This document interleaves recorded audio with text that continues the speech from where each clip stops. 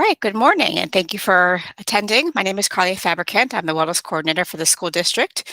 I'm in the Risk and Benefits Management, and I have with me today Kate Higgins, who is our nurse, health coach nurse through Marathon Health, which is our district on-site clinic down here at Fulton Holland. She's going to present to you today about a healthier you and talk to you a little bit about health rewards.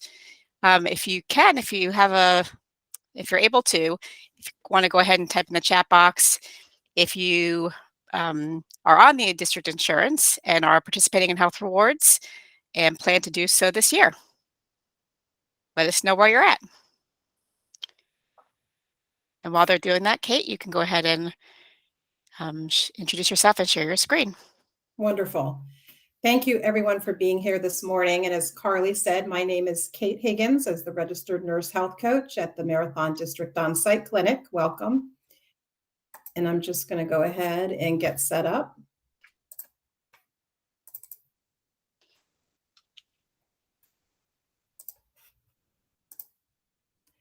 Can everybody see my screen? Carly, can you see it? Not yet. Not yet? Okay.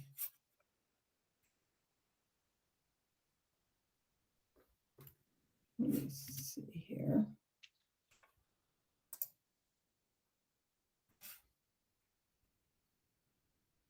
Let's try this again.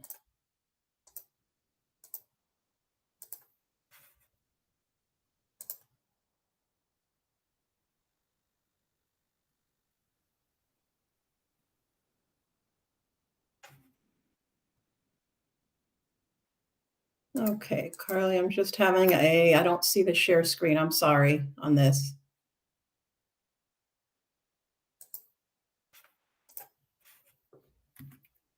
Let's see here.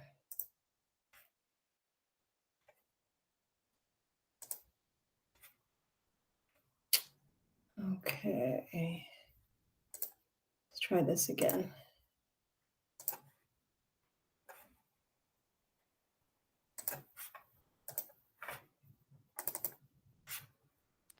There you go. Okay, sorry guys. So today we're talking about Healthy You, and we'll review the Health Rewards biometric screening. We'll talk about some factors that determine your health, review some of the recommended health tests and screening, and discuss action plans for physical health. I included the disclaimer slide. As we know, we always want to seek the advice of a qualified professional with any questions or concerns that you may have. So what is biometric screening? What does that consist of? If you come into the office, we would be taking your body mass index, which is your height and waist circumference.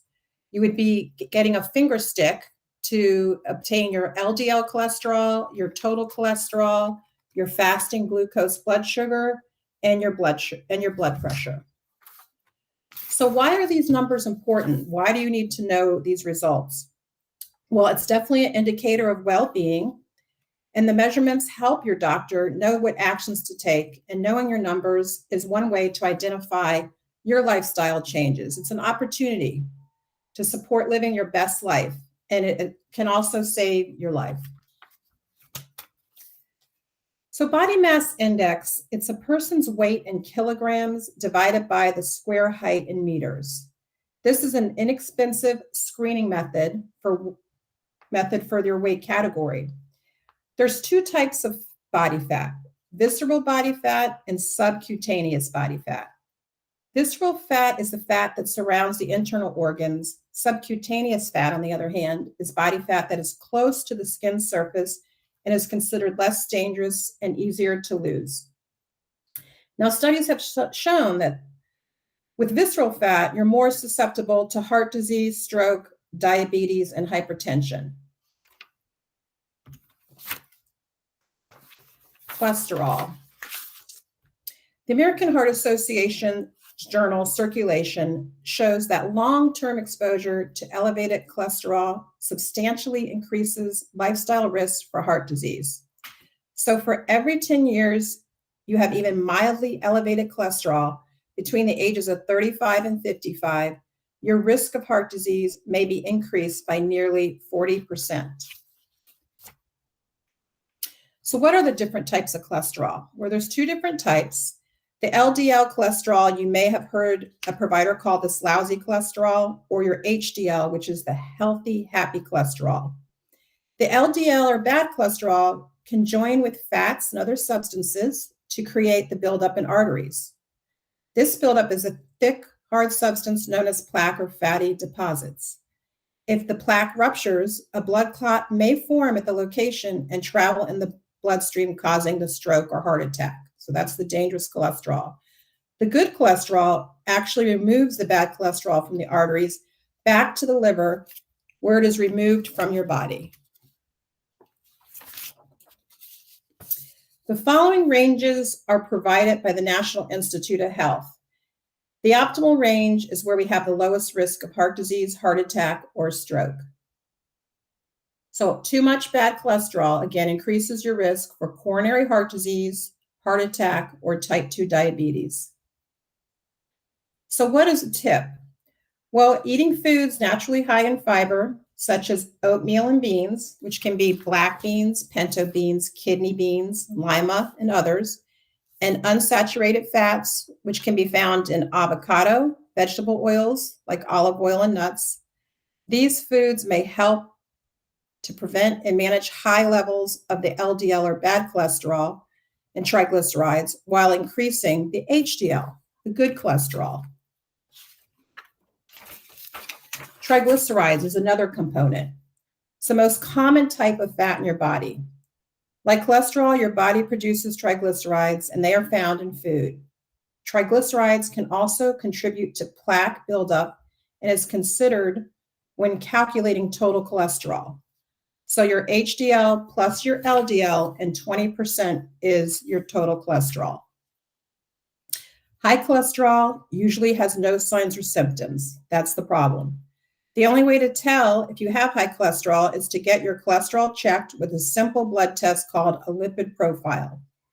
On this slide, you'll see the general ranges for optimal, borderline high, and high risk ranges for total cholesterol, which is all measured in milligrams per deciliters.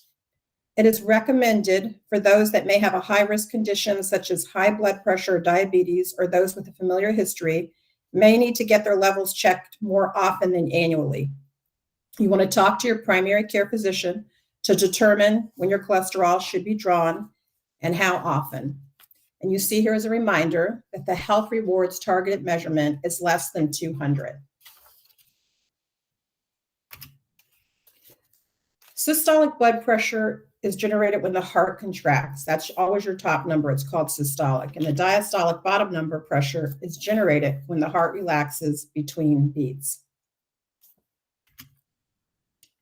The National Health and Nutrition Examination Survey estimates that 25% of the US population has pre-hypertension and 34% have hypertension.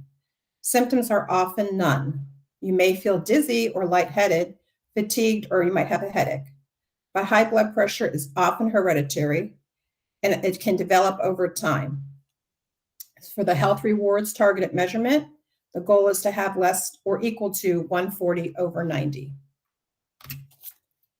Fasting blood sugar, glucose. You want to measure that fasting so you have an overnight fast from accuracy.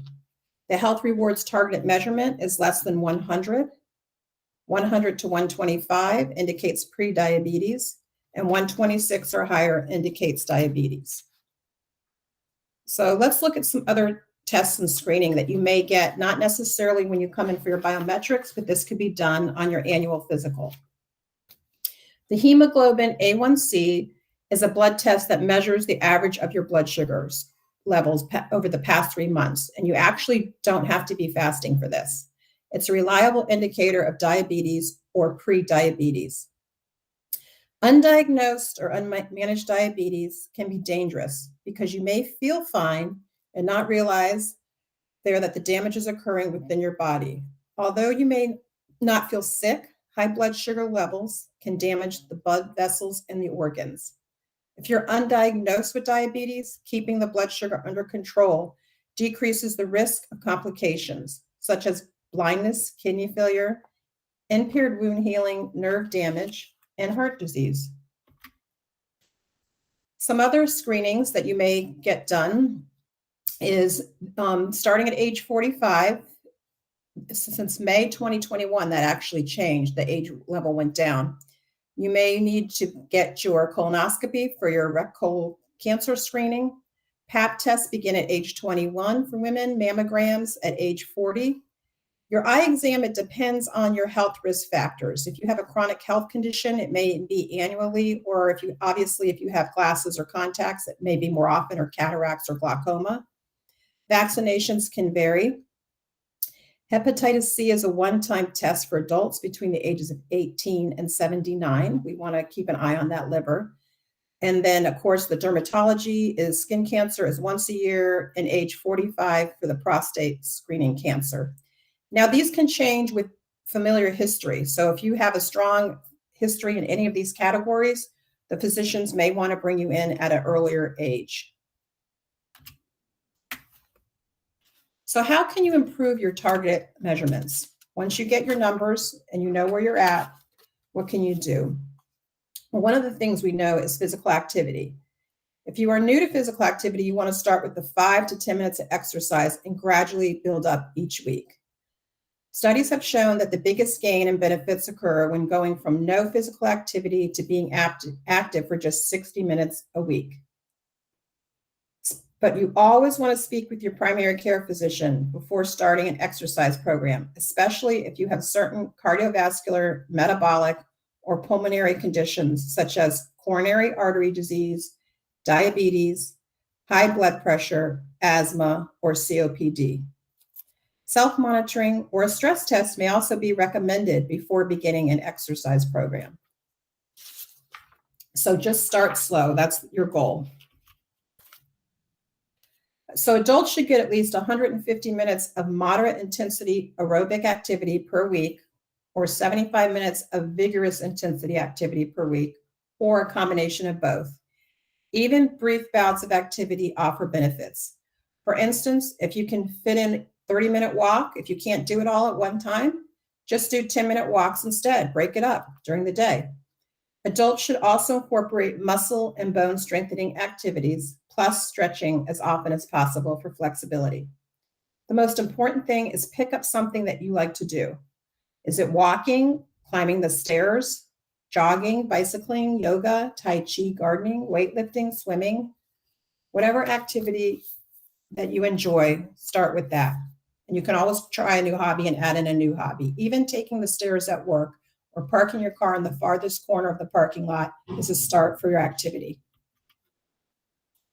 Muscles and bone stretching exercises become very important as we age, but you also want to check with your healthcare provider to identify any injuries or health issues that might affect your ability to participate in these activities. Physical activity primarily is designed to increase the strength and specific sites and bones that make up the skeletal system. Bone strengthening activities produce an impact or tension force on the bones that promote bone growth and strength. Activities such as running, jumping rope, lifting weights are some of the examples of bone strengthening activities.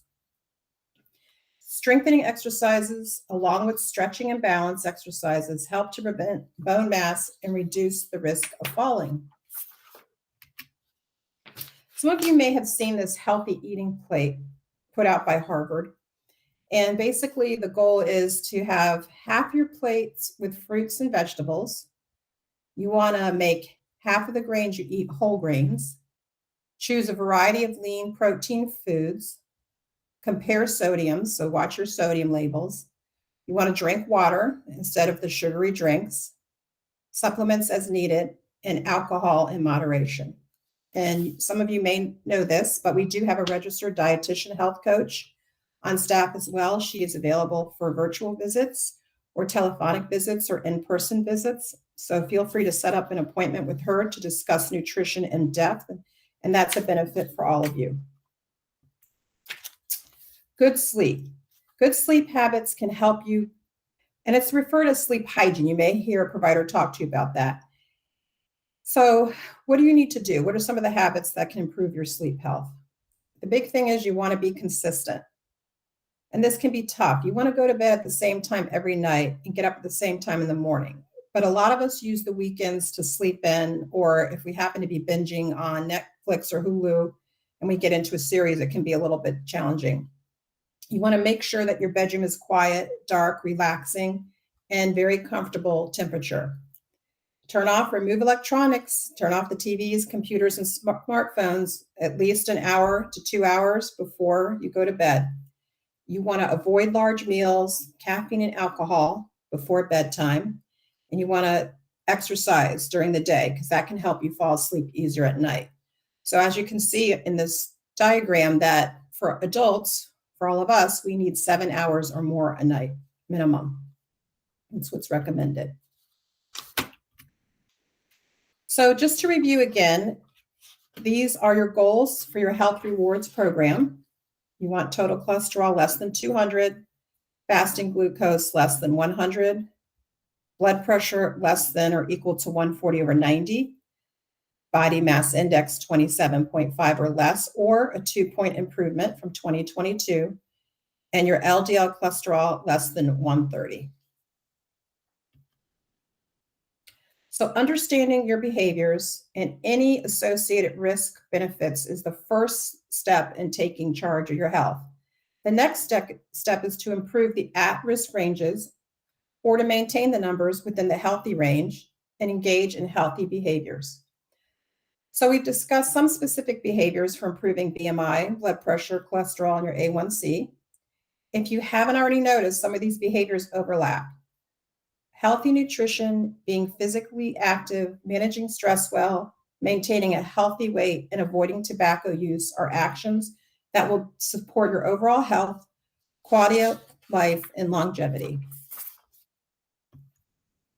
So you can feel free to go on our portal at my.marathon-health.com or give us a call at 561-899-0758. That's our central scheduling office.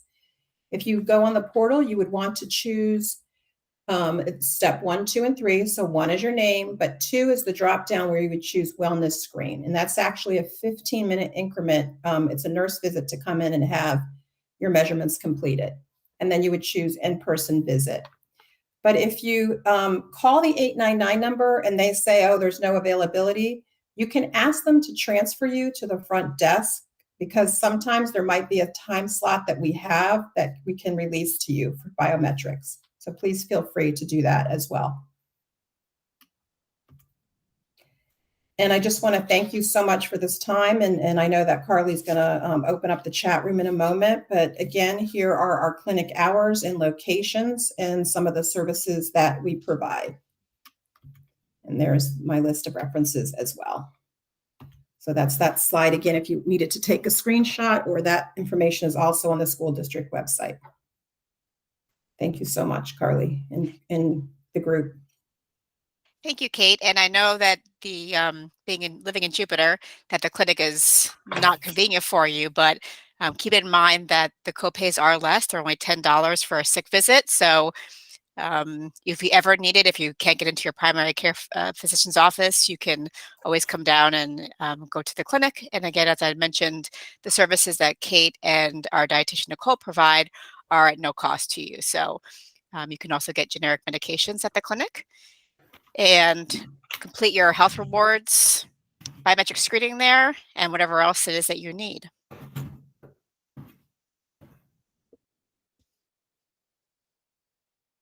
Does everybody have goals that they want to accomplish this year for their own health? Anybody want to share that?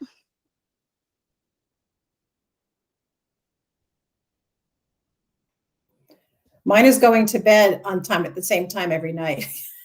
I'm a Netflix junkie. Oh, geez. Yeah. You kind of lose track of time when you're in Netflix. Yeah. Mine is to get onto the tennis court more often. I play, but I don't get out enough with kids and everything. So that's my goal. All right, we have some goals here. Good. Try to be more healthy. So yes, keep in mind, of course, weight is important because it's linked to several, health conditions. That's where the dietitian visits can come into play and be really helpful to make sure that you're, eating enough food and the right foods and the combination of foods and all those things. So you can schedule an appointment with Nicole. We also have Real Appeal, which is our free online weight loss program. If you're on the district insurance, that's another option, but we're always here if you need, if those things don't work for you, we'd rather you come to us and get the right advice that you can lose weight and keep it off.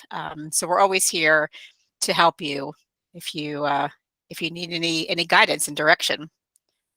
Right. So yeah, Story, if remembering that it's not just about weight loss, right? There's 6 dimensions of wellness. Well, physical is only one of them. There's mental health, there's intellectual, social, financial. That's what we focus on with this wellness program because all of it is important and all of it keeps you healthy. So if you ever need help in any one of those dimensions of wellness, please let us know. And we'll be back here next Wednesday. This is a 4-part series. We'll be back here next Wednesday, same time, same place. And we'll be focusing on physical activity next week. So join us then. Thank you so much. Thank you, Kate. Thank you. Thank you so much.